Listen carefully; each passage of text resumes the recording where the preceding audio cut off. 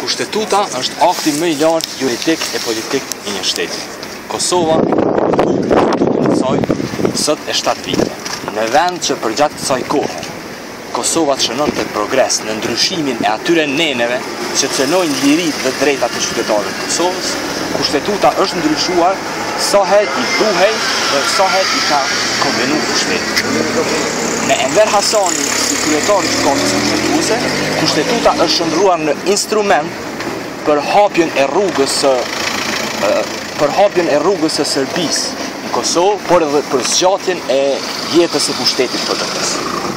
Enver Hasani i ka shërby PDK-s kur ka bërë interpretimin për grupin më të madh parlamentar, i ka shërby edhe kur ka bërë interpretimin lidhur me mandatarin e qeverisë, por kulmi i këtyre skandaleve është falsifikimi i kuorumit lidhur me zgjatjen e mandatit të 3 gjyqtarëve ndërkombëtar që kishte bërë presidentja Jahjaga.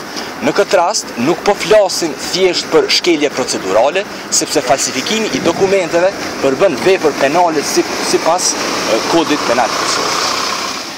Është e papranueshme që kushtetuta ku afirmohet integriteti, pra integriteti territorial dhe institucional i Republikës Kosovës, ta lëmë në mëshirën e një njeriu pa integritet e një aparatçik servil siç është Enver Hasani.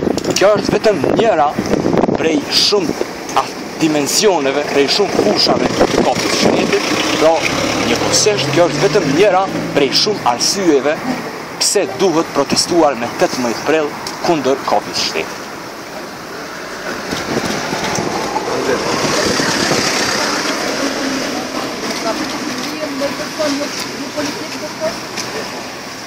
Ne mendojmë që është, domethënë